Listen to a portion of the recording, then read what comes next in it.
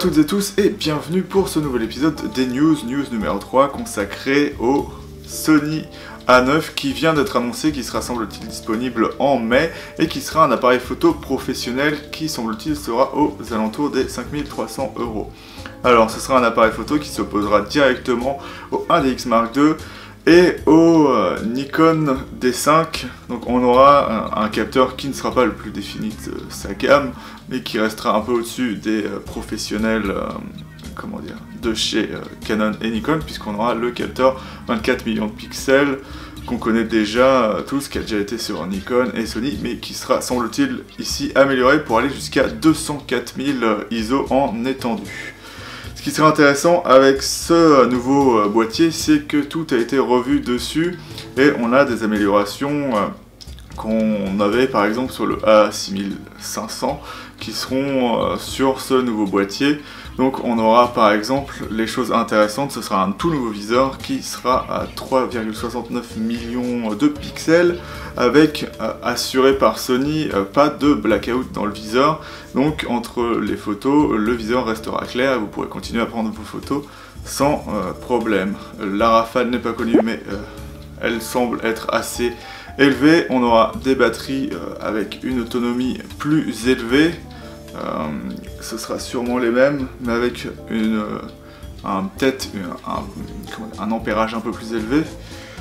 On aura aussi une ergonomie qui sera vraiment améliorée par rapport au A7, avec notamment un nouveau joystick qui vous permettra de choisir directement les collimateurs, ce qui n'était pas possible, et qui montre que Sony veut vraiment aller dans une gamme plus professionnelle et qui ne sera pas un mal.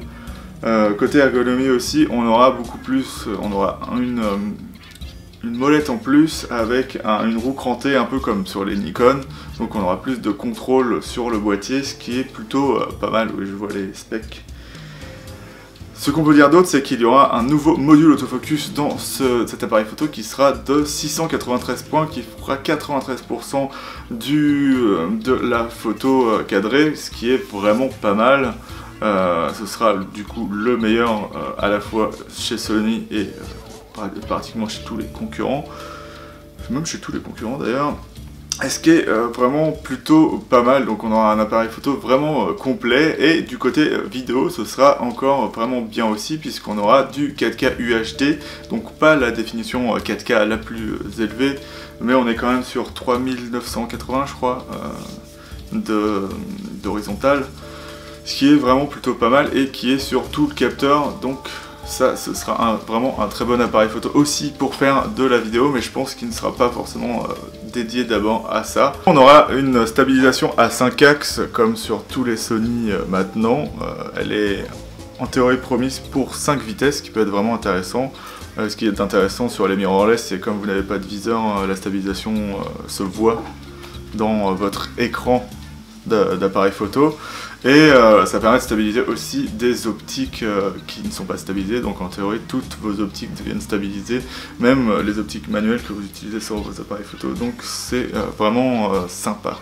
On aura aussi ce qui manquait sur ces appareils photo là et qui faisait des appareils photo pas vraiment professionnels, c'est le manque d'un deuxième port, et là Sony a décidé de l'ajouter, et le premier port sera un UHS-2, donc vraiment une belle évolution qui maintenant fait que les cartes SD ne sont plus à la traîne par rapport aux autres cartes.